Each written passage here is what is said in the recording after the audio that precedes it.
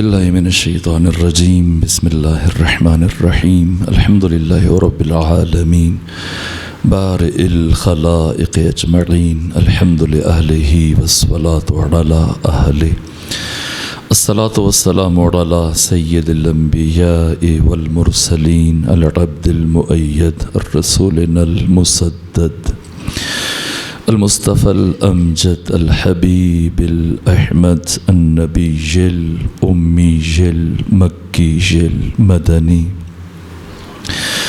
السراج المنير الكوكب الدري صاحب الوقار والسكينة المدفون بأرض مدينة سيدنا ونبينا وشفيع ذنوبنا وطبيب قلوبنا وحبيب نفوسنا ومولانا أبي القاسم محمد المصطفى صلى الله عليه وسلم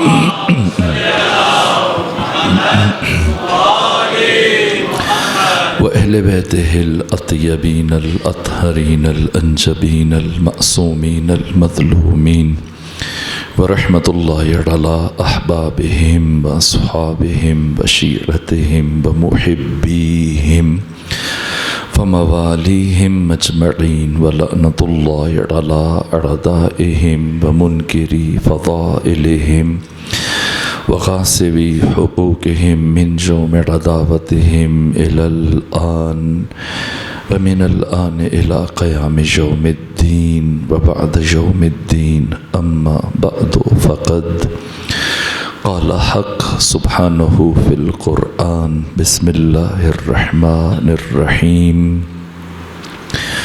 والفجر وليال عشر والشفع والوتر والليل إذا يسر هل في ذلك قسم لذي حجر يا أيتها النفس المطمئنة ارجعي إلى ربك راضية مرضية فادخلي في عبادي وادخلی جنتی صلوات بھیجیے خاندان فاطمہ پر اللہ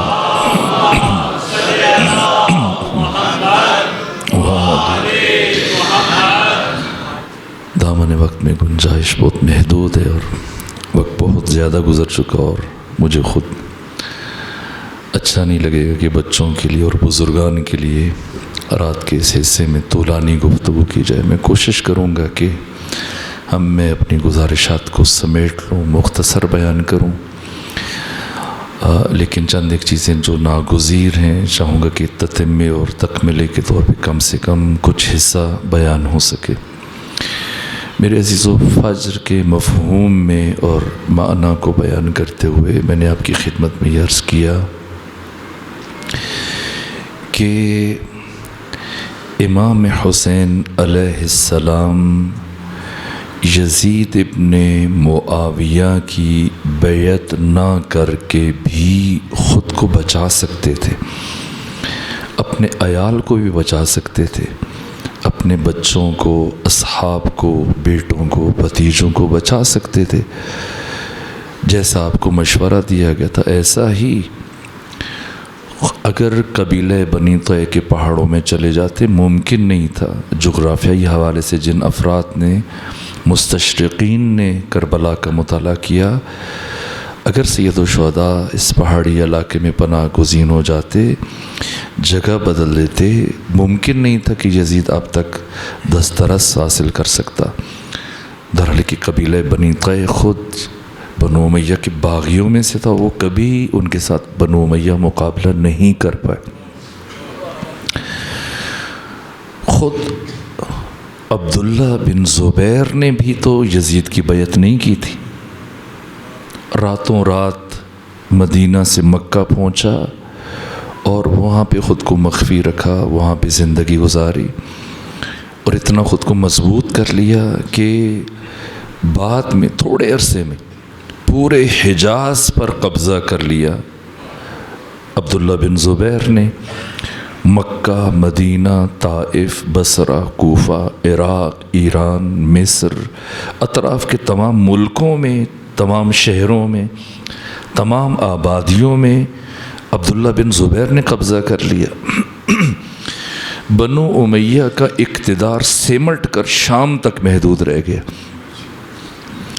3 سال 8 مہینے 14 دن یزید نے حکومت کی۔ اس کے بعد یزید کی بدترین موت ہوئی کہ جو بجائے خود عبرت ہے۔ اس کی موت کے بعد اس کا بیٹا معاویہ برسر اقتدار آیا۔ اس نے 40 دن حکومت کی، پھر خود اپنے باپ دادا پہ لعن کیا اور منبر کو چھوڑ دیا، مسند کو چھوڑا۔ مروان بن حکم نے اسے اسی رات زہر دلوا کے قتل کروا دیا، خود برسر اقتدار آ گیا۔ پھر 9 مہینے مروان بن حکم نے حکومت کی، جیسے مولا متقیان نے نہج البلاغہ میں فرمایا کہ مروان بن حکم جتنی دیر میں ایک خاص جانور کا نام لیا کہ وہ چھینکنے کے بعد اپنے لعاب کو اپنی زبان سے صاف کر رہا ہوتا ہے، تجھے اتنی دیر کے لیے حکومت ملے گی۔ اس کے بعد تیرے 4 بیٹے برسر اقتدار آئیں گے، جس میں طولانی ترین حکومت تیرے بڑے بیٹے عبد الملک بن مروان کی ہوگی۔ یہ نہج البلاغہ میں مولا متقیان کی پیشن گوئی تھی، بالکل اسی طرح سے۔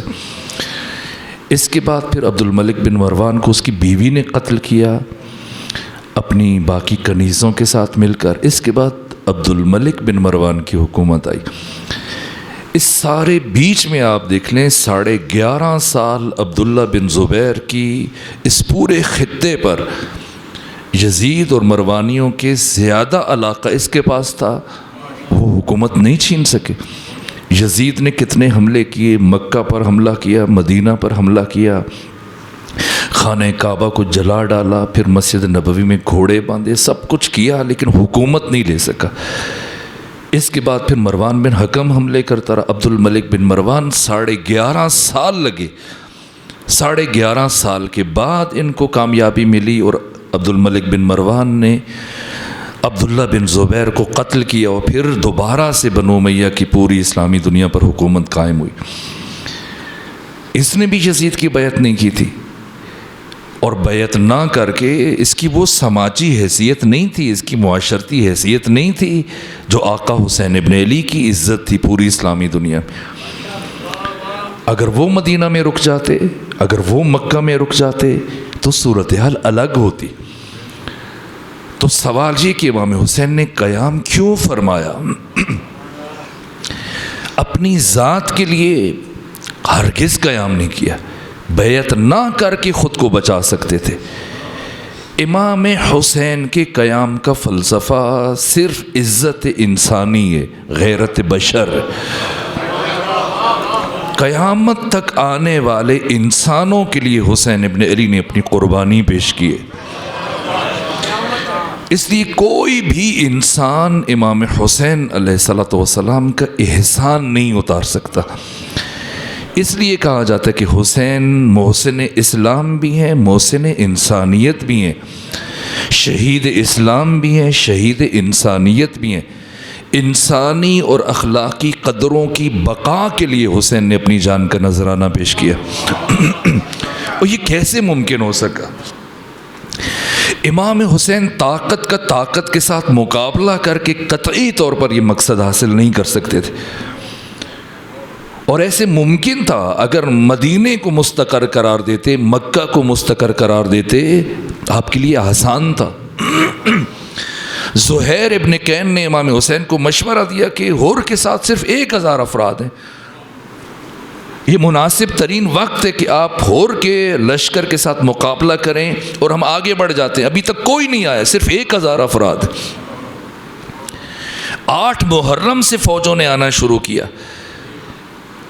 7ویں کی شام سے، 8ویں کی شب سے۔ اس سے پہلے 1000 افراد ہیں۔ 1000 افراد کے ساتھ مقابلہ کوئی مشکل نہیں ہے۔ امام حسین کے ساتھ ایسے ایسے شجاع موجود ہیں۔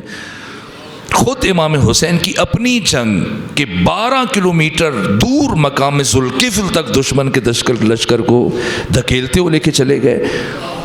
خود حضرت ابو الفضل العباس 8 محرم کو ایک شور اٹھا خیام کے باہر۔ ثانیہ زہرا نے فرمایا فضا دیکھو یہ کیسا شور ہے، پلٹ کے کہا بی بی عجیب کیفیت ہے کہ دشمن کا 4000 کا لشکر خیام کے باہر کھڑا ہے، ننگی تلواریں لیے ہوئے، اور ان کے سامنے ابو الفضل العباس نے اپنی تلوار کی نوک سے خط کھینچ دیا اور وہ 4000 کا لشکر مطالبہ کر رہے کہ یہاں سے خیمے اکھاڑیں، اور عباس نے خط کھینچ کر قبضہ شمشیر پہ ہاتھ رکھا ہے، پورے جلال کے عالم میں کھڑے اور فرما رہے ہیں تم میں سے جس نے اپنی ماں کا دودھ پیا اس خط کو عبور کر کے دکھلا۔ اور بی بی 4000 کے لشکر پر کپ کپی تاری ہے، ان میں جرت نہیں ہو رہی کہ خط کو عبور کر سکیں۔ ایسی شخصیت جب حسین کے پاس ہیں، کتنی دیر چاہیے اور کہ 1000 کے لشکر کو ختم کرنے کے لیے؟ لیکن مقصد یہ ہے کہ حسین نے طاقت کے مقابلے میں طاقت نہیں دکھانی ہے، حسین نے طاقت کے مقابلے میں کردار پیش کیا ہے۔ کربلا طاقت اور کردار کی جنگ ہے۔ ایک طرف 36,000 کا لشکر ہے، دوسری طرف حسین ابن علی نے جو کردار پیش کیے، یہ 72 جو حسین ابن علی کی 20 سالہ زندگی کا نچوڑ ہے، ایک ایک شخصیت کو جو چنا اور تراشا۔ سب سے بڑھ کر ان بچوں کی مائیں، عجیب ہے واقعاً، خود جناب علی اصغر جن سے متعلق آج بھی اہل علم، کبھی کبھی ہمارے بعض ذاکرین یا خطیب ایسا جملہ پڑھتے ہیں کہ دشمن نے روز عاشور اس بچے پر تیر چلایا جسے تیر کھانے کے بعد یہ بھی نہیں پتا تھا کہ ہنسنا چاہیے یا رونا چاہیے، مگر یہ بات ہے چھوٹے سے بچے کو اگر کانٹا بھی چبھے وہ روتا ہے، اس میں پتہ نہ پتہ ہونے والی بات نہیں ہے، بات کچھ اور ہے، بات وہ عظیم مائیں ہیں جنہوں نے ایسے فرزند حسین ابن علی کے سپرد کی۔ صاحب منہاج الدموع نے لکھا ہے جناب علی اصغر جب امام حسین نے صدا استغاثہ بلند کیا، ادھر سے کوئی جواب نہ آیا، لیکن دوسری طرف خیموں سے گریے کی آواز بلند ہوئی۔ حسین ابن علی نے گھوڑے کو ایڑ لگائی، پہنچے، کہا بہن زینب میں نے منع کیا تھا میری زندگی میں گریہ نہ کرنا، دشمن خوش ہوگا۔ کہا بھیا عجیب قیامت کا منظر ہے، آپ دیکھیں گے آپ بھی برداشت نہیں کر پائیں گے۔ کہا کیا ہوا؟ کہا جب سے آپ نے صدا استغاثہ بلند کی علی اصغر نے جھولے میں تڑپنا شروع کر دیا۔ کیوں تڑپ رہے ہیں علی اصغر؟ آخر راز کیا ہے؟ ادھر حسین صدا استغاثہ بلند کریں، ادھر علی اصغر تڑپیں۔ اور کہا خود کو جھولے سے گرا دیا اور خاموش نہیں ہو رہے۔ حسین نے فرمایا میں سمجھ گیا میرا علی اصغر کیا چاہ رہا ہے۔ یہاں پر ایک ہندوستان کے شاعر ہیں، انہوں نے بڑا خوبصورت شعر لکھا، کہا کوئی سمجھا نہ وہاں سید ابرار کی بات۔ جب حسین ابن علی نے استغاثہ بلند کیا، کوئی سمجھا نہ وہاں سید ابرار کی بات، ایک سپاہی نے سنی فوج کے سالار کی بات، اور گر کے جھولے سے علی اصغر نے کیا ہے ثابت، صرف دلدار سمجھ سکتا ہے دلدار کی بات۔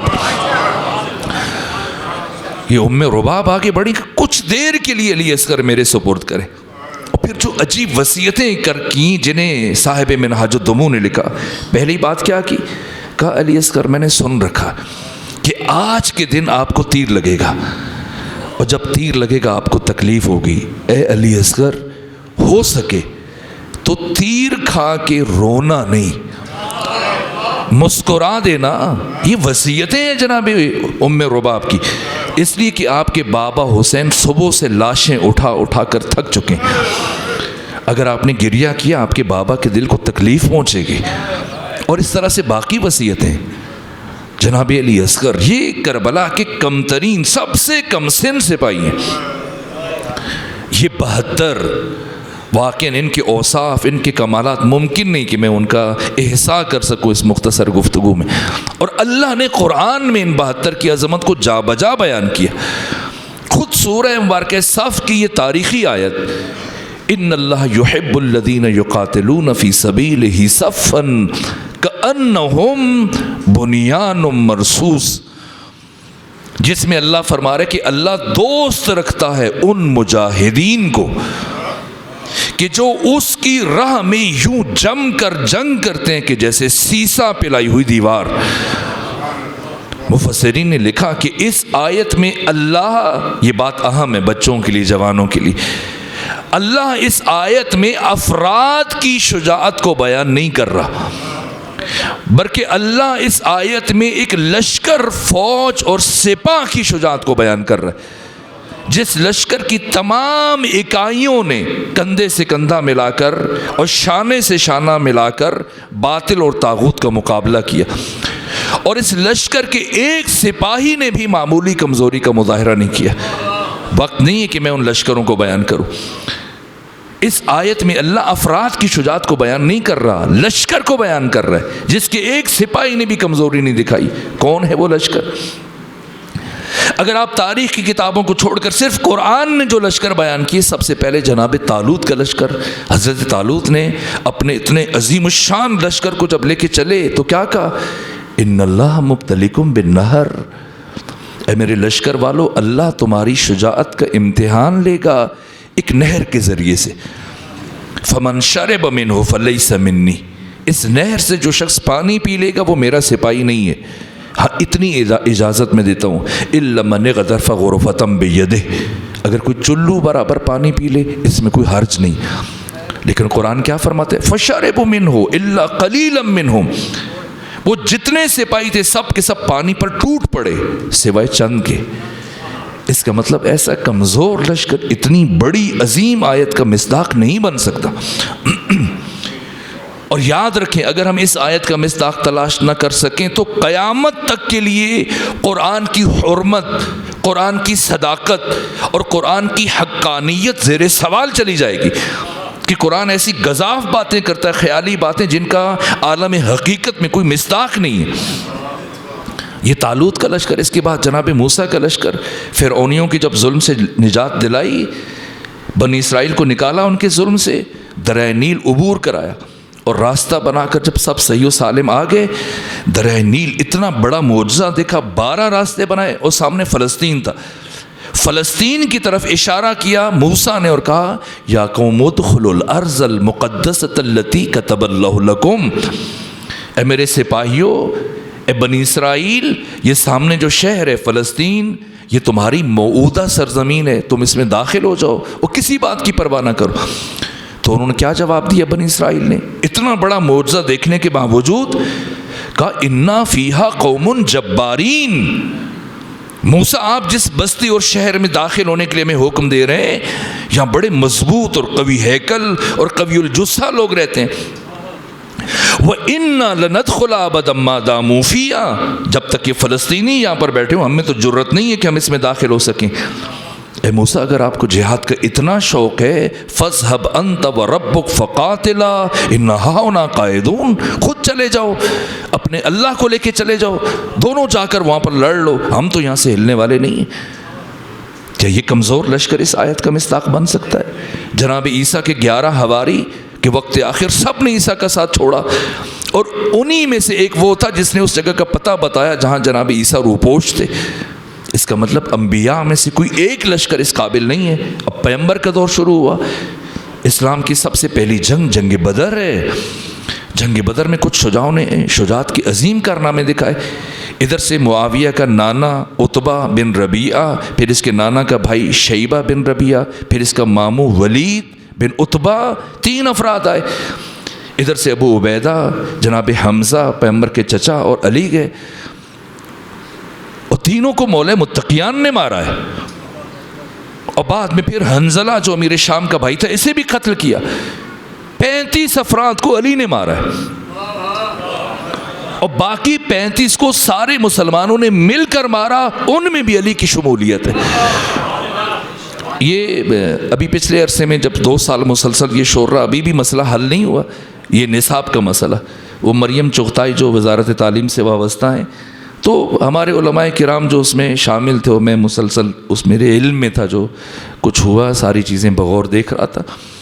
تو اس میں مثلاً انہوں نے 83 جنگیں اسلام کی، صرف جنگ تبوک میں مولا متقیہ نے شرکت نہیں کی، لیکن باقی تمام جنگوں کی فتح کا واحد سبب علی کی شجاعت ہے۔ لیکن اس کے باوجود نہ بدر میں علی کا ذکر ہے، نہ خندق میں، نہ خیبر میں، نہ حنین میں، نہ غزوہ ذات السلاسل میں، نہ جنگ قریظہ میں، نہ غزوہ بنو نذیر میں، صرف خیبر میں ذکر ہے علی کا۔ اور وہ بھی جیسے تلوار اٹھا کے حضرت عیسیٰ علیہ ثواب کے لیے چلے گئے تھے، شرکت نہیں، فاتح کوئی اور ہے۔ تو جو علماء شریک تھے وہ مریم چغتائی سے ایک ہمارے عالم نے کہا کہ چلو آپ خیبر میں نہیں لکھ رہے ہو، آپ کو اگر تحفظات ہیں تو یہ لکھ دو کہ جنگ بدر میں علی نے 35 قتل کیے۔ تو اس خاتون نے کہا یہ ہم نہیں لکھ سکتے۔ کہ کیوں نہیں لکھ سکتے؟ لکھو، اس میں کیا خرابی ہے؟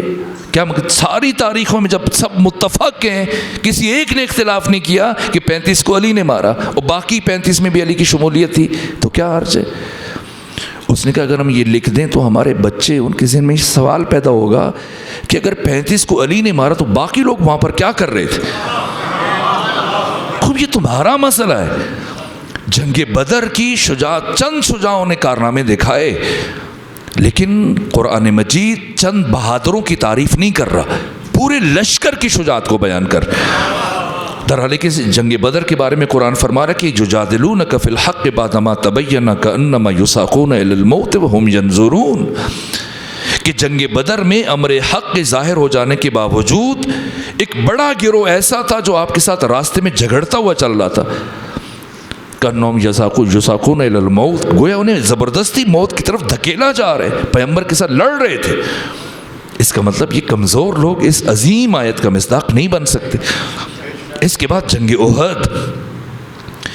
احد میں پہلی مرتبہ مسلمانوں کو کامیابی ملی، وہ بھی علی کی وجہ سے، اور دوسری مرتبہ جب مسلمان کامیاب ہو گئے اور مال غنیمت سمیٹ رہے تھے اور اکرمہ بن ابو جہل اور خالد بن ولید نے پہاڑی کا چکر کاٹ کے دوبارہ سے حملہ کیا، تو مسلمان چونکہ تلواریں نیام میں ڈال چکے تھے اور بالکل مطمئن تھے کہ کافر بھاگ چکے ہیں، اچانک حملے کی تاب نہ لا کر اس طرح سے بھاگے کہ انہیں بھاگنے کے لیے راستہ نہیں مل رہا تھا۔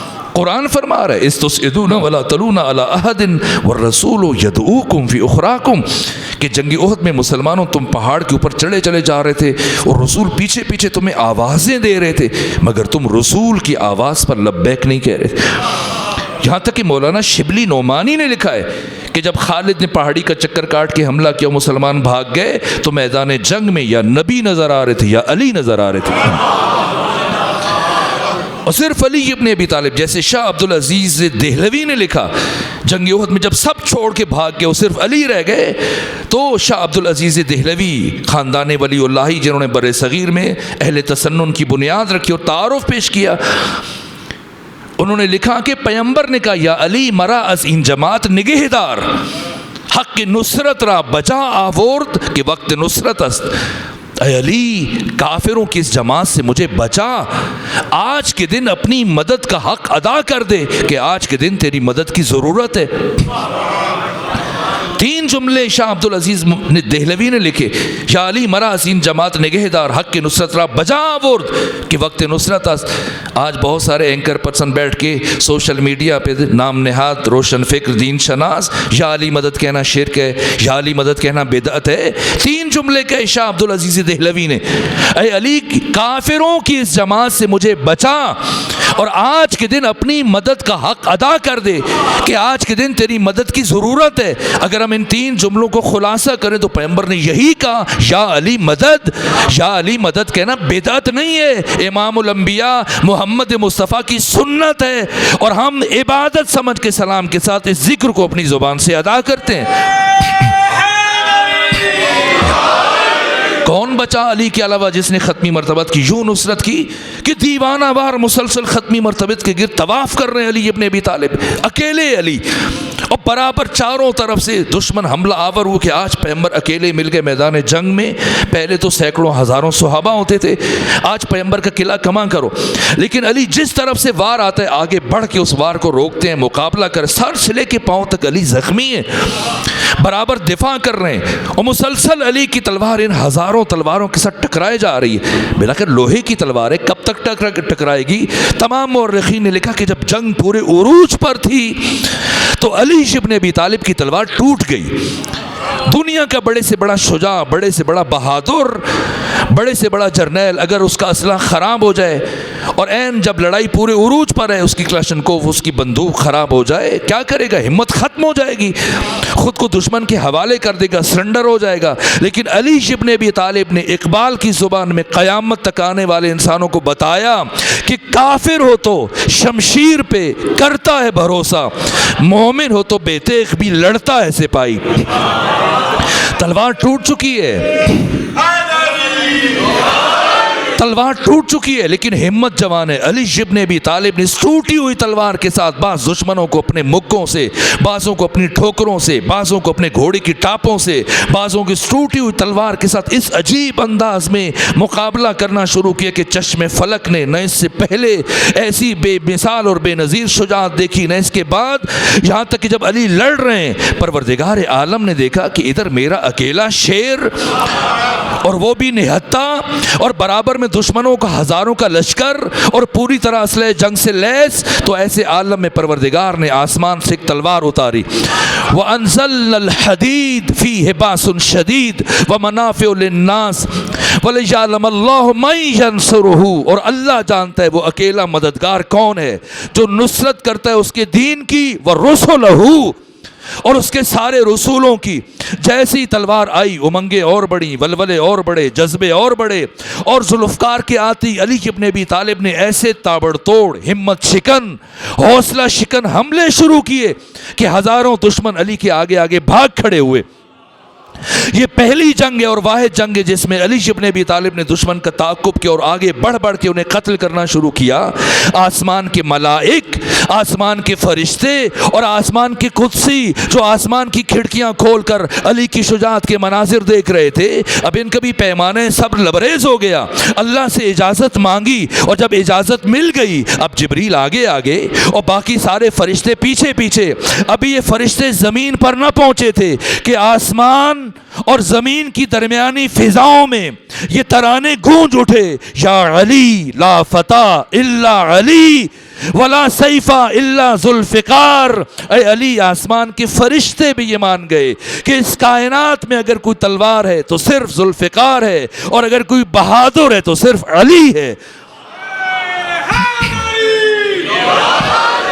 لیکن قرآن مجید آیت صف میں 2 4 10 20 40 50 افراد کی شجاعت کو بیان نہیں کر رہا، بلکہ آیت صف ایک ایسے لشکر کو بیان کر رہی ہے جس لشکر کے ایک سپاہی نے بھی معمولی کمزوری کا مظاہرہ نہیں کیا۔ آپ مجھے بتائیں، کیا جنگ احد میں آنے والا کمزور لشکر جو پیغمبر کے بلانے کے باوجود پلٹ کر نہ آیا، آیت صف کا مصداق ہو سکتا ہے؟ اس کے بعد جنگ خندق کے پیغمبر نے 5.5 کلومیٹر لمبی خندق کھدوائی، 5 گز چوڑی اور 5 گز گہری، اور 8 چوکیاں بنائیں، اور ہر چوکی پر ایک انصار میں سے ایک مہاجر، یہ 2 افراد، 40 افراد اس انصاری کے اور 40 افراد اس مہاجر کے زیر سرپرستی کھڑے کیے 8 چوکیوں میں، کہ پہلی بات دشمن اب اتنی بڑی خندق 5 گز کیسے کود کے آئے گا، اور اگر آنے کی کوشش کرے تو اسے پتھر مارو، تیر مارو، وہیں یا گر جائے یا پیچھے ہٹنے پر مجبور ہو جائے۔ ہمارے ایک ہندوستانی دوست نے ابھی قوم میں پڑھ رہے ہیں، تو ایک مرتبہ ہم بیٹھے اور ایسی تاریخ پر بات ہو رہی تھی، جنگوں پر، تو انہوں نے کہا کہ آپ کے خیال میں پیغمبر نے جنگ خندق میں، یہ جنگ احزاب میں خندق کیوں کھدوائی؟ ہم نے کہا ظاہر ہے مسلمان بہت کم رہ گئے تھے، ابی ابن کعب اور منافقین بھی پیغمبر کو چھوڑ کے چلے گئے، اور اب لشکر بہت تھوڑا رہ گیا تھا، اور دوسری طرف سے اتنا بڑا 10,000 کا دشمن کا لشکر، تو مقابلہ مشکل تھا، سخت تھا، تو دشمن سے بچنے کے لیے پیغمبر نے خندق کھدوائی۔ کہا دشمن کے لیے تو علی موجود تھے پیغمبر کے پاس، کیا پیغمبر نے نہیں فرمایا کہ اگر ساری دنیا ایک طرف آ جائے ہتھیار لے کے اور علی دوسری طرف ہوں تب بھی علی کو شکست نہیں دے سکتے؟ تو علی تو تھے۔ کہ پھر ہم نے پوچھا بتائیں آپ کے خیال میں پیغمبر نے خندق کیوں کھدوائی؟ کہ ہمارے خیال میں پیغمبر نے خندق دشمنوں کے لیے نہیں کھدوائی، دوستوں کے لیے کھدوائی، کیونکہ پیغمبر کو جنگ احد میں تجربہ ہو چکا تھا کہ یہ وقت پڑنے پہ بھاگ جاتے ہیں، تو ایسی خندق کھدوا دو کہ نہ بھاگ سکے۔ لیکن جو بھی وجہ ہے، 27 دن مسلسل 10,000 کا لشکر خندق کے باہر براجمان رہا، کیسے عبور کرے؟ یہاں تک کہ 28ویں دن انہوں نے سر جوڑ کے کیا کریں، یہ ایسی چال چلی مسلمانوں نے کہ اس سے پہلے عرب میں ایسی چال نہیں چلی گئی، تو تو 7 بڑے شجاع تاریخ ابن عساکر میں، تاریخ مدینہ و دمشق میں، حتی طبری نے، اصل الغابہ نے، مروج الذہب نے، ابن خلدون نے، یعقوبی نے، سب نے لکھا 7 افراد: عامر بن عبدود، حاصل بن عامر بن عبدود، اکرمہ بن ابو جہل، نوفل بن عبداللہ، منبع بن عثمان، زرار بن خطاب فہری اور ابن حبیرہ. یہ 10,000 میں سے 7 بڑے شجاع، انہوں نے گھوڑوں کو ایڑ لگائی اور خندق عبور کر کے آئے. اور سب سے آگے عامر بن عبدود، اور پکار رہا ہے، کہا اے محمد کوئی ہے تو آئے جو مجھے جہنم بھیج دے، خود جنت چلا جائے. اور جب کوئی آواز نہ آئی تو اس نے اب جسارت کی، اس نے نیزے سے پیغمبر کے خیمے کو چیر دیا اور پردہ ہٹا کے پیغمبر کے بہت قریب پہنچ کے کہا محمد اگر کوئی اور نہیں تو خود آ جاؤ. چیخ کر میرا گلا خشک ہو گیا، کوئی نہیں جو مجھے جہنم بھیج دے، یہ جس جنت کی باتیں کرتے اس جنت میں جانے کے لیے تیار ہو جائے. اتنی بڑی گستاخی پر ختمی مرتبہ نے زندگی میں پہلی مرتبہ اپنی زبان پہ یہ لفظ لے کے آئے، مل لہذا القلب، کون ہے جو اس کتے کا منہ بند کرے. بس اوقات بعض جاہل افراد، سادہ لوگ جو دقتوں اور باریکیوں کو نہیں سمجھتے، وہ ایسی تحلیل کرتے ہیں. ایک مولوی صاحب تھے، بہرحال اب تو دنیا میں نہیں رہے، تو وہ بات پہ گالی نکالتے تھے. ان کی مثلا عادت تھی، سامنے اگر حتی اینکر پرسن ہے، میڈیا پہ ہیں، نجی تقریر کر رہے ہیں، گالیاں دھڑا دھڑ گالیاں نکالتے.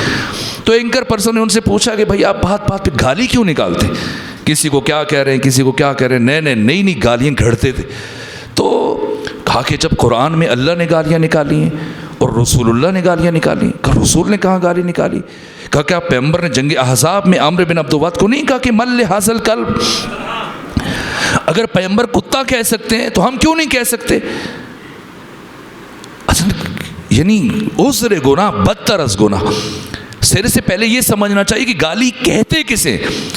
گالی جب انسان عقل کے تقاضوں کو پس پشت ڈالتا ہے اور مغلوب الغضب ہوتا ہے اور غصے کی کیفیت میں قوہ غضبیہ کا اسیر ہو جاتا ہے، اب اپنی آتش غضب کو ٹھنڈا کرنے کے لیے ایسی گزاف اور بیہودہ باتیں کہتا ہے جس سے اس کی اس قوت غضبیہ کو تسکین ملے، جن باتوں کا حقیقت سے تعلق نہیں ہوتا. یہ خلاف حقیقت باتیں، یہ گالیاں. پیغمبر گالی نہیں دے رہے تھے، پیغمبر تاریخ لکھ رہے تھے، پیغمبر ایک حقیقت بیان کر رہے تھے، پیغمبر دشمن کی اصلیت کو بے نقاب کر رہے تھے. پیغمبر سمجھا رہے تھے کہ دیکھو اگر کوئی شخص اتنا گستاخ ہو جائے اور درجہ انسانیت سے اتنا گر جائے کہ وہ امام الانبیاء سید الرسل کے دروازے کی حرمت کو نظر انداز کرتے ہوئے اپنی زبان درازی کرے اور ان کے دروازے کے سامنے آواز بلند کرے اور ان کے گھر اور دروازے کی حرمت کو پامال کرے، تو اس کی انسانی شکل پہ نہ جانا، اس کے انسانی قیافے پہ نہ جانا. وہ دیکھنے میں تو انسان ہے لیکن بباطن در حقیقت وہ کتا ہے. یہ گالی نہیں ہے. کون اٹھائے؟ صرف علی اٹھے. اب دوبارہ پیغمبر نے پوچھا کہ کون جائے گا؟ علی کو بٹھا دیا. کیوں بٹھا رہے ہیں؟ جب دشمن گستاخی کر رہے ہو، پیغمبر کے خیمے کے پاس کھڑا ہے، جب علی کھڑے ہو تو بھیجیے. لیکن نہیں، دوبارہ کہا علی آپ بیٹھے، کوئی اور جائے. نہیں، تیسری مرتبہ پھر بٹھایا، کوئی اور اٹھے، کوئی نہیں اٹھا. تو میں دست ادب جوڑ کر روح رسول سے سوال کرتا ہوں کہ جب علی پہلی دفعہ اٹھے تو آپ کو روانہ کر دینا چاہیے، کیوں تاخیر کر رہے ہیں؟ تو پیغمبر اپنے عمل سے تاریخ لکھ کر جا رہے ہیں کہ اگر میں پہلی دفعہ علی کو بھیج دیتا تو مورخ یہ لکھتا کہ اور بھی افراد تھے جانے کے لیے آمادہ اور تیار تھے، لیکن علی پہلے چلے گئے، اس لیے پھر باقی کسی اور کو موقع نہ ملا. علی گئے اور کس طرح سے عامر بن عبدود کو قتل کیا. پھر اس کا بیٹا غصے سے کانپتا ہوا آیا، حاصل بن عامر بن عبدود، اسے قتل کیا. پھر 5 افراد بچے. جب انہوں نے ان 2 کی درگت بنتے دیکھی تو وہ بھاگے، اور بھاگتے ہوئے نوفل بن عبداللہ خندق میں جا گرا. اور جب وہ گرا تو مسلمانوں نے پتھر مارنا شروع کی. پتھر مار رہے ہیں، تیر پھینک رہے ہیں. اس نے کہا مجھے بے آبرو کر کے نہ مارو، یا تم نیچے اتر آؤ یا مجھے باہر نکالو، میں زخمی ہو چکا ہوں، کم سے کم پہلے مجھے مقابلہ کرنے دو تاکہ مقابلہ کر کے مروں. لیکن وہ مسلمان ڈر رہے ہیں، اوپر سے مارے جا رہے ہیں، دھڑا دھڑ پتھر مارے. اور جب کوئی نیچے نہ اترا اور اسے بھی باہر نہ نکالا، یہ آوازیں مولا متقیان کے کان سے ٹکرائیں. پوچھا کیا ہوا؟ کہا کہ اس طرح سے نوفل بن عبداللہ خندق میں گر گیا، آوازیں دے رہا ہے، کوئی مسلمان جانے کے لیے تیار نہیں. وہیں سے پلٹے اور خندق میں اترے، اور خندق میں اترنے کے بعد کہا اے نوفل بن عبداللہ اگر مجھ پر وار کر کے خود کو بچا سکتے ہو تو بچا لو۔ پہلے موقع دیا اور پھر اس نے جب وار کیا، حضرت نے اس کے وار کو رد کر کے ایسا وار کیا کہ اسے نیموا کر دیا۔ جنگ خندق کا فاتح صرف اور صرف علی ہے، ورنہ قرآن فرما رہا ہے اذ جاؤکم من فوقکم ومن اسفل منکم وزاغت الابصار وبلغت القلوب الحناجر وتظنون باللہ الظنون، کہ جنگ احزاب میں جب کفر کے لشکروں نے دائیں طرف سے بائیں طرف سے اوپر سے نیچے سے چاروں طرف سے آنا شروع کیا تو مسلمانوں تمہارا حال یہ ہو کہ تمہاری آنکھیں پتھرا گئیں اور تمہارے کلیجے اچھل اچھل کر تمہارے حلق تک آ گئے، اور نہیں معلوم تم اپنے رب کے بارے میں کیا کیا بدگمانیاں کرنے لگ گئے۔ تو ایسا لشکر جس کی آنکھیں پتھرا جائیں اور کلیجے اچھل کر حلق تک آ جائیں اور جو اپنے پروردگار کے بارے میں بدگمانیاں کرنے شروع ہو جائیں، ایسا کمزور لشکر آیت صف کا مصداق نہیں بن سکتا۔ جنگ خندق کے واحد فاتح علی ہیں۔ مسلمانوں کا کل حصہ بتاؤں آپ کو، جنگ خندق میں کل حصہ جو مسلمانوں کا ہے، وہ زرار بن خطاب فہری جب بھاگ رہا تھا، ان 7 میں سے ایک، جب عمرو بن عبدود اور حسل بن عمرو بن عبدود 2 قتل ہوئے تو ان کو دیکھ کر سب بھاگے، باقی آگے تھے، زرار بن خطاب فہری پیچھے تھا۔ تو ایک مسلمان نے کہا چلو بہتی گنگا میں ہم بھی ہاتھ دھو لیں۔ اس نے گھوڑا دوڑایا کہ چلیں 2 کو علی نے مارا، ایک کو ہم بھی مارتے ہیں تاکہ ہمارا نام آ جائے۔ وہ کچھ آگے جانے کے بعد زرار بن خطاب فہری کو خیال آیا کہ علی کا تو یہ شیوا نہیں ہے کہ وہ بھاگنے والے کا پیچھا کرے، اس لیے کہ جو میدان جنگ میں بھاگ رہا ہے وہ علی سے زندگی کی بھیک مانگ رہا ہے، اور علی جیسا کریم کبھی دشمن کو بھی محروم نہیں رکھتا۔ تو صرف دیکھنے کے لیے کہ میرے پیچھے کون آ رہا ہے، اس نے گھوڑے کو موڑا اور جو صاحب پیچھے جا رہے تھے وہ ڈرے کہ کہیں ابھی مجھے مار نہ دے، وہیں سے بھاگا، بھاگ کے رسول کے خیمے میں پناہ لی، اور زرار بن خطاب فہری نے آواز بلند کی اے فلاں جب تک زندہ ہے میرے احسان کو فراموش نہ کرنا، ورنہ میں تجھے اب قتل کر سکتا تھا۔ اتنا حصہ ہے مسلمانوں کا۔ جنگ خندق، اس کے بعد جنگ حنین جس کے بارے میں قرآن کہتا ہے جاؤکم ویوم حنین اذ اعجبتکم کثرتکم، کہ حنین کے دن مسلمانوں تمہیں تمہاری کثرت پر ناز ہو گیا، جس کا نتیجہ یہ نکلا کہ جب مسلمان بھاگ رہے تھے ایک دوسرے کے اوپر گرے جا رہے تھے۔ اس کا مطلب پیغمبر کے لشکر کے سپاہی اس قابل نہیں ہے کہ آیت صف کا مصداق قرار پائے۔ امام علی کے لشکر کے سپاہی اس قابل نہیں، ایسا بے بصیرت لشکر کہ جب قرآن کو نیزوں پر بلند کیا گیا تو 40,000 افراد علی کے قتل پر تیار ہو گئے کہ آپ جنگ بند کریں ورنہ ہم آپ کو قتل کریں گے۔ ایسا بے معرفت لشکر اس آیت کا مصداق نہیں بن سکتا۔ امام حسن مجتبیٰ کے لشکر کے سپاہی بھی اس قابل نہیں، آپ جانتے ہیں 11 افراد بچ گئے تھے کل جو آپ کا ساتھ دینے والے تھے، اور اپنوں میں سے ایک وہ تھا کہ جس نے نماز عشاء میں آپ کے نیچے سے جائے نماز کو کھینچ کر آپ کی ران کو زخمی کر دیا، اور حضرت مدائن میں کتنے دن تک علاج کرواتے رہے۔ اس کا مطلب امام حسن کے سپاہی بھی اس قابل نہیں۔ اب آپ مجھے بتائیے اگر کربلا نہ ہوتی تو ہمیں آیت صف کا مصداق کہاں سے ملتا؟ یہ کربلا ہے کہ جس نے قرآن کی لاج رکھ لی، یہ کربلا ہے کہ جس نے قرآن کی عزت کو بچا لیا، یہ کربلا ہے کہ جس نے قرآن کی حرمت کو بچا لیا، یہ کربلا ہے کہ جس نے قرآن اور پروردگار کی صداقت کو بچا لیا۔ کہ کربلا میں 72 سپاہی آئے، مختلف قوموں سے تھے، مختلف نسلوں سے تھے، آقا بھی تھے، غلام بھی تھے، حبشی بھی تھے، غیر حبشی بھی تھے، سن و سال کا بھی ان میں فرق تھا، لیکن کیا کوئی ایک مورخ بھی بتا سکتا ہے کہ ان 72 میں سے کسی ایک سپاہی نے بھی معمولی کمزوری کا مظاہرہ کیا؟ یہ لشکر وہ لشکر ہے جس کا ایک ایک سپاہی اپنی جگہ پر معرفت کا آسمان ہے۔ سب سے پہلے کون گیا؟ صبح کے وقت، میں اب مختصر سا، ظاہر کہ وقت نہیں بچا، ختم ہو رہا ہے وقت۔ سب سے پہلے دشمن نے اجتماعی طور پر ہزاروں کی تعداد میں نماز فجر کے بعد جیسی روشنی پھیلی تو انہوں نے ہزاروں تیر باران کی۔ اس سے امام حسین کی فوج کا کوئی نقصان نہیں ہوا چونکہ تیر فاصلے سے چھوڑے گئے تھے۔ اس کے بعد دشمن کی فوج سے زیاد کا غلام یسار اور ابن زیاد کا غلام سالم یہ دو میدان میں آئے، بڑے قوی الجثہ اور دیو ہیکل۔ جب یہ سامنے آئے تو ادھر سے مقابلے میں عبداللہ بن عمیر کلبی تشریف لے کے گئے۔ 8 محرم کو امام کے ساتھ ملحق ہوئے۔ ان کا قیام نخیلہ میں تھا، یہ چاہے سات پر ایک کنواں تھا سات نامی، وہاں پہ یہ سبزیاں اگاتے تھے، پھل اگاتے تھے. تو وہیں نخیلہ کے مقام پر عبید اللہ ابن زیاد کوفہ کو چھوڑ آیا تھا. یہاں پر بیٹھ کر، چونکہ یہ سرحد تھی، شام سے ملتی تھی اور باقی شہروں سے بھی، تو یہاں پر امام حسین کے خلاف فوجیں تیار کر رہا تھا.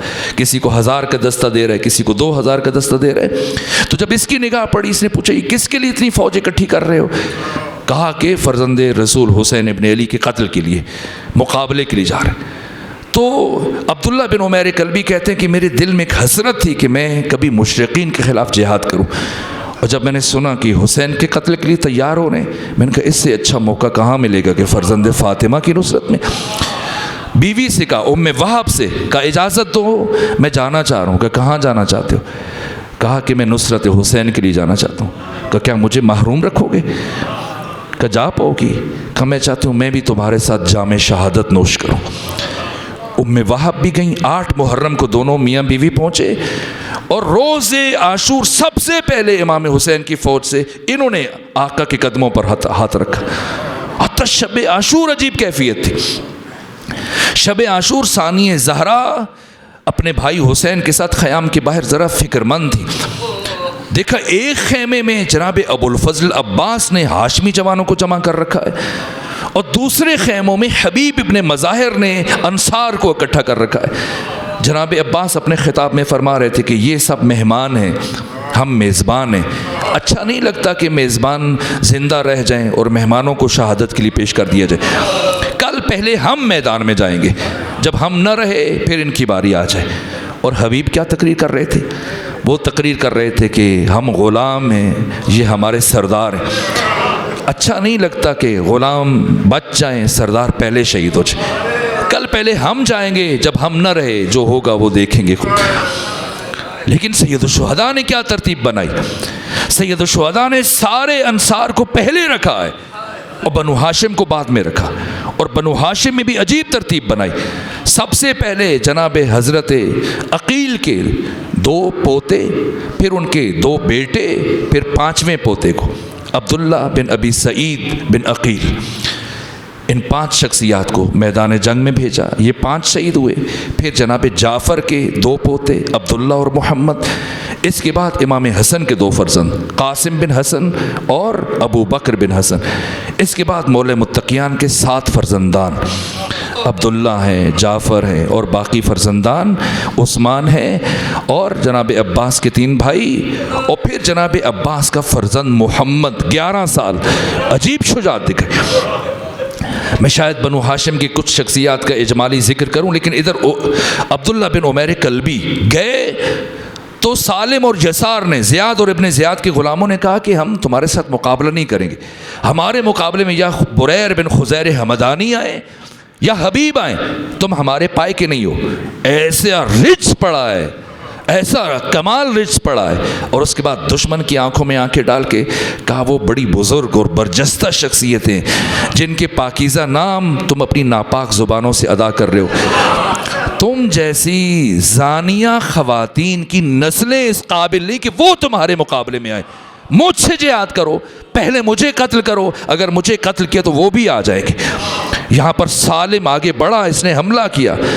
جناب عبداللہ بن عمیر کلبی نے اس کے حملے کو رد کیا اور پھر اسے ایک وار میں اس طرح سے فنار کیا کہ اس کی لاش تڑپ رہی تھی خاک و خون میں. اور پھر یسار نے 20 افراد کے ساتھ مل کر پشت سے حملہ کیا. ان کی 4 انگلیاں بائیں ہاتھ کی کٹ گئیں عبداللہ بن عمیر کلبی کی. انہوں نے پلٹ کے واپس اس پر حملہ کیا، اسے بھی فنار کیا. ان 2 کو قتل کرنے کے بعد آپ پھر کھڑے ہوئے مبارزہ طلب کر رہے ہیں. 4 کٹی ہوئی انگلیاں، خون بہہ رہا ہے. کہا آؤ اگر کسی میں دم ہے. عمر ابن سعد کے لشکر پر ایسی ہیبت طاری تھی ان 2 بڑے سرماؤں کے قتل کے بعد کوئی آگے نہیں بڑھ رہا. اس کے بعد پھر انفرادی مقابلے کے لیے کوئی نہیں آیا. اب دوسرے مرحلے میں پھر عمرو بن حجاج جو میمنہ کا سربراہ تھا، اس نے فوج حسین پر حملہ کیا اور ان 72 کی جو حکمت عملی تھی، یہاں پر حضرت ابوالفضل عباس نے فرمایا کہ تم اپنے نیزے کی انی آگے بڑھا دو اور اپنے گھٹنے زمین پر ٹیک دو۔ 8000 افراد ایک طرف سے اور 8000 افراد دوسری طرف سے حملہ آور ہوئے، لیکن نیزے کی انیاں جب ان کے گھوڑوں کو چبھیں، گھوڑے بد کے پیچھے کو پلٹے، جب یہ بھاگے، یہاں سے نافع بن ہلال نے اپنے 12 ساتھیوں کے ساتھ مل کر ایسی تیر اندازی کی کہ جس میں دشمن کے سینکڑوں فرد قتل ہو گئے، ادھر سے کسی کوئی جانی نقصان نہیں ہوا۔ تیسرے مرحلے میں پھر جناب عبداللہ بن عمیر کلبی کے بعد، اس اجتماعی حملے کے بعد پھر جناب حر ابن یزید الریاحی میدان میں گئے، اور جب یہ گئے تو یزید بن سفیان جو کچھ دیر پہلے ان کے ساتھ کھڑا تھا اور جو کہہ رہا تھا کہ اگر مجھے پہلے پتہ چل جاتا کہ اور گھوڑے کو یوں آہستہ آہستہ الگ کر رہے ہیں اور دور پہنچ کے یہ حسین کی طرف جا رہے ہیں، اگر مجھے پہلے پتہ ہوتا تو میں ہور کو نہ جانے دیتا، وہیں پر قتل کر دیتا۔ جب ہور مقابلے میں آئے، دوسرے نمبر پر مقابلے میں آئے، تو اب حسین بن نمیر قاتل حبیب اور قاتل علی اکبر نے کیا کہا کہ تم کچھ کہہ رہے تھے، اب ہور آ گیا، جاؤ۔ میں نے جو تاریخوں میں پڑھا، وہ یزید بن سفیان جب جناب حر ابن یزید الریاحی کے مقابلے میں آیا تو کسی نے اسے قتل ہوتے ہوئے نہیں دیکھا، اتنی تیزی سے وار کیا اس شجاع نے، جناب حر نے، کہ اس کی لاش سامنے پڑی تھی، وہ سب حیران تھے مارا کب ہے، یہ شجاعت ہے۔ جس کے بعد دشمن اتنا مرعوب ہوا کہ بہت دیر تک کھڑے ہو کر حر ابن یزید الریاحی آواز بلند کرتے رہے، آؤ، کوئی نہیں آیا، یہاں تک یہ واپس چلے گئے، دوبارہ امام حسین کے پاس چلے گئے۔ تیسرے مرحلے میں نافع بن ہلال آئے اور آنے کے بعد کہا میں علی کا شیعہ ہوں، میں علی سے محبت کرتا ہوں۔ دوسری طرف سے مزاحم بن حریث آیا، اس نے کہا میں عثمان کا شیعہ ہوں۔ خیر اس کچھ دو بدو ہوئی تاریخ میں یہ کلمات موجود ہیں، اس کو میں بیان نہیں کر رہا، یہاں تک کہ اب مقابلہ ہوا اور اگلے لمحے میں اس طرح سے جناب نافع بن ہلال نے مزاحم بن حریث کو قتل کیا۔ اب عمرو بن حجاج نے تقریر کی کہ خبردار کوئی انفرادی مقابلے میں دو بدو لڑائی کے لیے نہ جائے، جو بھی جائے گا مارا جائے گا۔ ان سب نے موت کے ہاتھ پر بیعت کر رکھی ہے، کوئی زندہ نہیں بچے گا، سب اجتماعی حملہ کرو، تمہاری تعداد اتنی زیادہ ہے کہ اگر تم نے مل کر پتھر بھی برسائے یہ 72 چند لمحوں میں قتل ہو جائیں گے۔ یہاں پر میمنہ نے، میسرہ نے، قلب لشکر نے، 36,000 افراد نے مل کر اجتماعی حملہ کیا، اور یہ حملہ اتنا شدید تھا، ادھر سے اصحاب حسینی نے مقاومت کی اور دشمن کے کئی سو افراد قتل ہوئے، لیکن جب دشمن پلٹا تو مسلم ابن اوسجا خاک و خون میں تڑپ رہے تھے۔ یہ کربلا کے پہلے شہید ہیں، اور ان کی کنیز کی نگاہ پڑی تو وہ دوڑتی آئیں ان کی لاش پر، اور جیسی اس نے بین کیے دشمن کو، فریق مخالف کو پتہ چلا کہ پہلا فرد شہید ہو، انہیں کچھ تسلی ہوئی۔ اب یعنی کم سے کم 3 گھنٹے گزر چکے ہیں طلوع فجر سے لے کے اب تک جنگ کرنے کے بعد، پہلا شہید امام حسین کی فوج سے۔ ادھر انہوں نے شادیانے بجائے، گانے شروع کیے، ادھر شبس بن ربیع نے کہا بدبختو کس کی موت پر شادیانے بجا رہے ہو، تمہیں پتہ ہے مسلم ابن اوسجا کون ہے؟ خود دشمن کہہ رہا ہے، شبس بن ربیع جس کے پاس قلب لشکر کا علم ہے، 8000 پیادہ کا سردار، کا پتہ ہے کون ہے مسلم ابن اوسجا؟ مسلم ابن اوسجا وہ شجاع ہے کہ آذربائیجان کی جنگ میں ابھی مسلمان صفیں درست کر رہے تھے اور اس نے ایک لمحے میں 6 دشمنوں کو فنار کر دیا تھا۔ ایسے انسان کی موت پر تم جشن منا رہے ہو۔ بہرحال میرے عزیزو وقت دیکھیے ختم ہو رہا ہے، میں چاہتا تھا میں 72 کا تعارف کم سے کم مکمل کرتا، لیکن وہ تمہید وہ ضروری تھی، وہ تمہید ناگزیر تھی، خود قرآن حکیم کی روشنی میں، قرآن حکیم کے تناظر میں۔ اس کے بعد مسلم ابن اوسجا کی شہادت ہوئی، اور دوسری مرتبہ اب شمر ابن ذوالجوشن نے میسرہ سے میسرہ پر حملہ کیا، جس کی قیادت حبیب ابن مظاہر کر رہے تھے۔ پہلے بھی مسلم ابن اوسجا یہ بھی میسرہ میں تھے، یہ حبیب کے ساتھیوں میں سے تھے، اور کیا محبت ہے حسین کے ساتھ۔ مسلم ابن اوسجا کی لاش پر جب آقا حسین اور حبیب پہنچے تو حبیب نے کہا کہ اگر کچھ مہلت زیادہ ہوتی اور مجھے یقین ہوتا کہ میں نے بھی تمہارے بعد کچھ دیر اور زندہ رہنا ہے تو تم سے کہتا کہ کوئی وصیت کرو، لیکن میں بھی تمہارے پیچھے پیچھے آ رہا ہوں، تو کیا کہوں۔ مسلم بن اوسجا نے کہا لیکن میں اس کے باوجود بھی تمہیں وصیت کروں گا۔ اب حیرت سے حبیب نے کہا ایسی کون سی وصیت ہے؟ کہ بس اس حسین کا خیال رکھنا، میرے حسین کا خیال رکھنا۔ یہ لفظ تھے زبان پر، مسلم ابن اوسجہ شہید ہو گئے۔ اور اس کے بعد دوسرے مرحلے پر جب میسرہ سے شمر ابن ذوالجوشن نے دوبارہ میسرہ پر حملہ کیا، اب کی دفعہ عبداللہ بن عمیر قلبی شہید ہوئے جو اجتماعی حملے میں نے جو کربلا کی تاریخ پڑھی، کئی مقتل کھنگالے، اور مجھے حیرت ہوئی کہ حسین ابن علی کے 72 ساتھیوں میں سے ایک بھی دو بدو لڑائی میں نہیں مرا ہے، ہر ایک کو کئی 100 افراد نے مل کے مارا ہے، 20 افراد نے مل کے مارا ہے، اور کسی ایک نے پشت نہیں دکھائی۔ اور جب تک یہ 72 زندہ تھے، امام حسین کے انصار اپنے جو قریبی تھے خاندان کے بنو ہاشم کے افراد کی کسی ایک جسم پر خراش تک نہیں آئی تھی، یہ ان کی وفات تھی۔ اور پھر ان کی زوجہ ام وہب آئیں میدان میں، جب ام وہب آئیں ایسے بین کیے کہ خود دشمن گھبرا گیا، کہا اور ایسی خراج عقیدت پیش کیا عبداللہ بن عمیر قلبی کو، یہاں تک کہ شمر ابن ذوالجوشن نے اپنے غلام رستم سے کہا کہ جاؤ، یہ خاتون میرے لشکر کی ہیئت کو بدل رہی ہے، جاؤ اسے قتل کرو۔ رستم اس کا غلام شمر کا اپنے ہاتھ میں لوہے کا آہنین گرز لے کے آیا، ام وہب کے سر پہ مارا۔ یہ کربلا کی واحد شہیدہ ہیں جو روز عاشور شہید ہوئی، یہ کربلا کی تیسری شہیدہ، پہلے مسلم ابن اوسجہ، پھر عبداللہ بن عمیر قلبی، پھر ام وہب، چوتھے مرحلے میں بریر بن خزیر حمدانی، وہ عظیم الشان شخصیت جنہوں نے روز عاشور مباہلہ کیا، نوفل بن یزید کے ساتھ، یزید بن معقل کے ساتھ مباہلہ کیا۔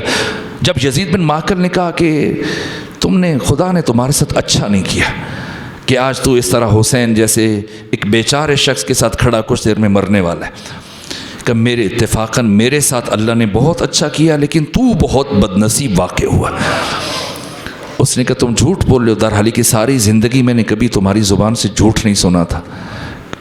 تو جناب بریر نے کہا میں آج بھی جھوٹ نہیں بول رہا، کہ بچپن کے ساتھی بھی تھے، ایک قریب رہتے تھے، گھر ہمسائے تھے۔ تو یہاں پر نوفل نے، اس نے کہا، معقل بن یزید نے کہا، یزید بن معقل نے کہا کہ تمہیں یاد ہے اے بریر جب ہم بنی لوزان کے کوچے سے گزر رہے تھے تو اس دن تم نے مجھے ایک جملہ کہا تھا کچھ سال پہلے کہ معاویہ خود بھی گمراہ ہے اور دوسروں کو بھی گمراہ کرتا ہے اور امام برحق تو صرف اور صرف علی ابن ابی طالب ہے۔ کہا میں نے کہا تھا اور ابھی تک اس پر باقی ہوں۔ کہا تم نے غلط کہا تھا۔ کہا اگر میں نے غلط کہا تھا تو چلو مباہلہ کرتے ہیں، کہ چلو میں مباہلے کے لیے تیار ہوں۔ یہاں بریر بن خزیر حمدانی نے ہاتھ اٹھائے اور کہا پروردگار ہم دونوں میں سے جو جھوٹ بول رہا ہے وہ سچے کے ہاتھ سے قتل ہو جانا چاہیے۔ اور ایسا ہی ہوا، یزید بن معقل آگے بڑھا، ادھر سے بریر بن خزیر حمدانی نے ایسا وار کیا کہ جبڑے تک تلوار نہ اتر آئی اور ایسے تلوار اس کے دانتوں میں پھنس گئی کہ تلوار کھینچ رہے تھے۔ پیچھے سے شمر ابن ذوالجوشن نے کئی افراد کے ساتھ مل کے اجتماعی حملہ کیا۔ یہاں بریر کی شہادت ہوئی۔ بریر فقیہ تھے، القضایا والاحکام یہ کتاب لکھی امام حسن اور امام علی سے احادیث نقل کر کے فتاوی پر، فقہ پر، یہ عظیم الشان کتاب لکھی۔ حافظ قرآن تھے اور کوفے میں سید القراء کے لقب سے یاد کیے جاتے تھے۔ اس کے بعد 5ویں مرحلے میں امام سجاد کا غلام منبع بن سہم، ان کی شہادت ہوئی۔ پھر اس کے بعد 5 افراد اکٹھے جو قیس ابن مصہر سیداوی کی محنت کا نتیجہ تھا۔ دیکھیے میرے عزیزو، 6 سفیر ہیں امام حسین کے۔ میں شرمندہ ہوں آج تاخیر سے گفتگو شروع ہوئی اور رات کے اس حصے میں بات طولانی کروں نا، بس یہیں پہ رک رہا ہوں۔ لیکن 6 سفیر جن میں سے ایک قیس ابن مصہر سیداوی، اور یہ جو 5 افراد حتیٰ مسلم اور حبیب، یہ 7 افراد جو حسین کے 72 میں شامل ہو سکے، یہ قیس ابن مصہر سیداوی کی شجاعت کا نتیجہ۔ اگر قیس وہاں پہ ہمت نہ دکھاتے اور اس طرح سے مہلت لے کر، وہ الگ ایک داستان ہے۔ یہاں پر 5 شخصیتیں، جناب عمر بن خالد، ان کے غلام سعد، مجمع بن زائد، آئز بن مجمع اور جناب جنادہ، یہ 5 شخصیتیں اکٹھے ایک مرتبہ جناب عباس ان کو دشمن کے لشکر سے نکال کے لائے، پھر شہید ہو گئے۔ اس کے بعد پھر 11ویں شہید جناب جندب بن جرید کولانی خلبی، ان کے بعد پھر 12ویں نمبر پر یزید بن زیاد ابو شاہسا، اور اس کے بعد پھر اجتماعی حملہ ہوا، اتنا شدید تھا کہ جس میں امام حسین کے 50 ساتھی شہید ہو گئے۔ 62 افراد شہید ہو چکے ہیں۔ اس کے بعد پھر 63ویں نمبر پر جناب بکر بن حی تمیمی، اور 64ویں نمبر پر جناب جنادہ کا چھوٹا بیٹا عمرو جس کی عمر 10 سال تھی۔ امام حسین نے فرمایا تو چھوٹا بچہ ہے، جب ماں کے پاس جاؤ، کہا مجھے ماں نے تو بھیجا ہے۔ یہ کربلا کے 64ویں شہید ہیں۔ 65ویں شہید جناب حبیب ابن مظاہر، اور 66ویں شہید جناب حر ابن یزید الریاحی، اور 67ویں شہید جناب ابو ثمامہ ساعدی، اور اس کے بعد سعید بن عبداللہ حنفی، یہ کربلا کے 68ویں شہید ہیں۔ ان کے بعد پھر 69 نمبر پر جناب امام حسین کے جو اس کے میمنہ کے سردار تھے جناب زہیر بن قین، اور 70ویں نمبر پر ان کے چچا زاد بھائی سلمان، اور پھر اس کے بعد یہ سلسلہ میرے عزیز و آخری مراحل میں جاتا ہے۔ اور کربلا کے آخری شہید جناب بشر بن عمرو، یہ انصار میں سے، البتہ ایک ایسے صحابی امام حسین کے کہ جو خود آقا حسین کے بعد شہید ہوئے، وہ سوید بن عمرو ہے، جو لاشوں کے نیچے دب گیا تھا ان کا جسم، اور جب ان کو ہوش آیا، اٹھایا گیا، پتہ چلا سب شہید ہو گئے۔ اب یہ اٹھے تلوار لے کر، ورنہ چلے جاتے، لیکن یہ وفا ہے، اس لمحے لڑے اور لڑ کر جام شہادت نوش کیا میرے عزیزو۔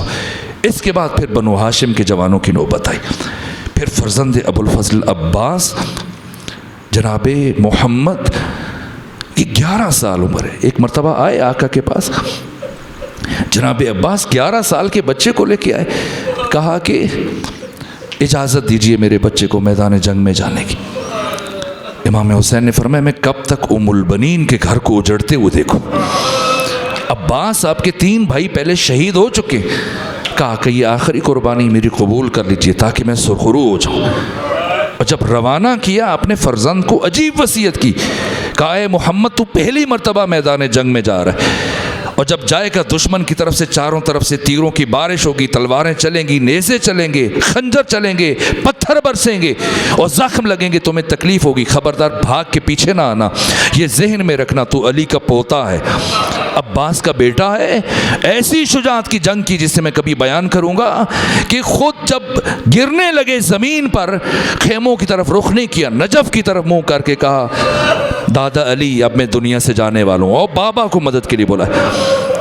یہ 72 بے مثال ہیں، اور اس کے بعد بنو ہاشم کے جوان، کوئی مثال نہیں میرے عزیزوں۔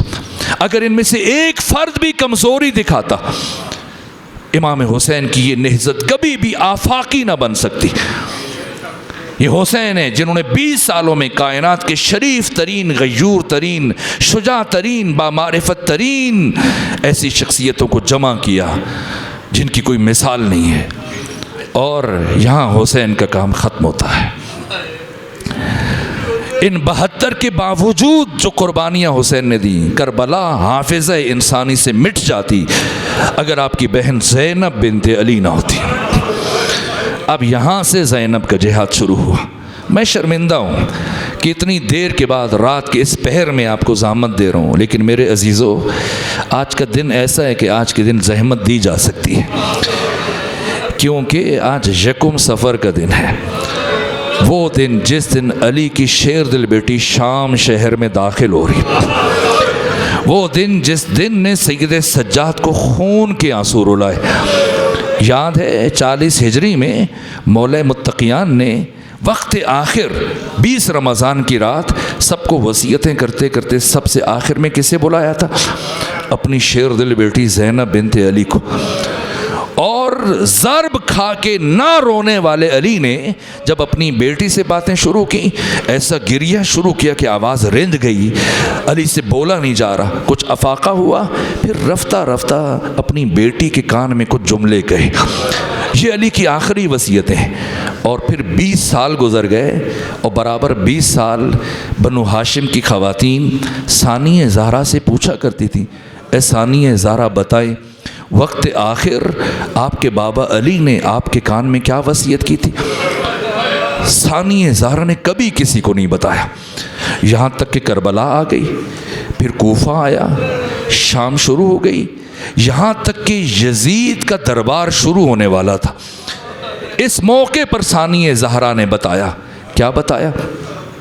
جب بیٹھ گئیں دروازے کے باہر، سید سجاد نے پوچھا پھوپھی اماں گھبرا گئی ہیں، پریشان ہے؟ فرمایا گھبرائی نہیں، پریشان نہیں۔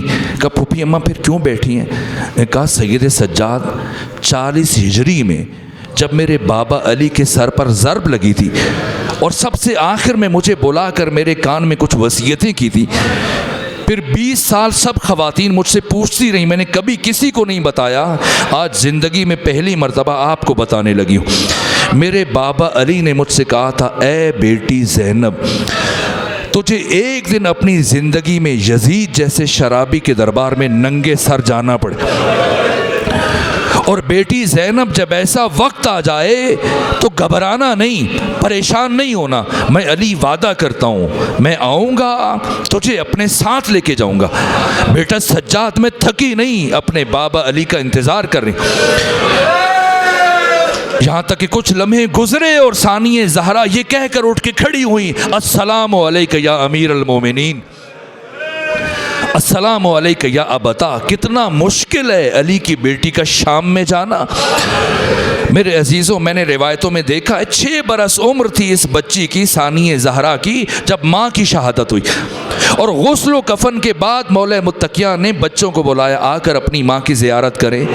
سب سے پہلے امام حسن آئے، پھر امام حسین کو بلایا، اور پھر فضہ سے کہا کہ اب میری بیٹی زینب کبریٰ کو بلا کے لے آئی۔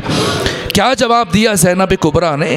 کہا اے فضہ، میں اپنی ماں کی میت پر اپنے سر سے ردا ہٹا کر ماتم کرنا چاہتا، اور چونکہ حجرے میں میرے بابا علی موجود ہیں تو مجھے ان کی موجودگی میں جاتے ہوئے شرم محسوس ہوتی۔